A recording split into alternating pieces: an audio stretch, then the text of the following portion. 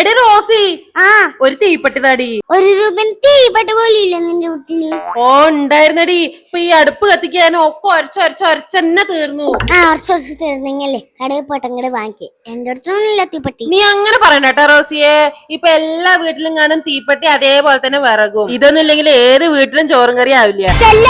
വേലും പുറത്ത് നിന്നിട്ട് വെറുതെ ഓരോന്ന് പറയണ്ട. അതിനിപ്പോ ഞാനിപ്പോ എന്ത് പറഞ്ഞു എന്നാ? വിറകും തീപ്പെട്ടിയല്ലേ. നീ ആക്കൊന്ന് വിട്ടിട്ട് ഒരു തീപ്പെട്ടി എടുത്തന്നെ. ഇവളുടെ ഒരു അഹങ്കാരം കൊടുക്കില്ല ഞാൻ തീപ്പെട്ടിനെ. എന്റെ വീട്ടിലൊന്നും തീപ്പെട്ടി ഇല്ല, നീ വെക്കേ. അപ്പൊ ഈ ഗ്യാസ് കിട്ടാത്തോടത്തെ നീ എങ്ങനെ ഈ വിറകില്ലാണ്ട് ചോറ് വെക്കണേ? നിന്നെ പല കഷ്ടപ്പെട്ടിട്ട് വിറകടുപ്പില് ഊതി ഊതി ചോറുണ്ടാക്കാനേ എന്നെ കൊണ്ട് പറ്റില്ല. ഉള്ള കരിയും പുകയും കൊണ്ടിട്ട് എന്റെ സ്വാതന്ത്ര്യം കളയാൻ എനിക്ക് വയ്യ. ഓ, ഒരു കാര്യം പോകെ അടുപ്പ് കത്തിക്കാണ്ട് നീ എങ്ങനെ ഭക്ഷണം കഴിക്കണേ? ഞാന് ഫുള്ളും ഹോട്ടൽ ഫുഡാ. നീ ഒന്ന് വെക്കേ, ഞാനേ കുറച്ചേരം കാറ്റ് കൊള്ളട്ടെ. ഓ, എത്ര ദിവസം ഹോട്ടലിൽ നിന്ന് കഴിക്കും നോക്കട്ടെ. എനിക്കല്ലേ അറിയുള്ളൂ എന്റെ കഷ്ടം.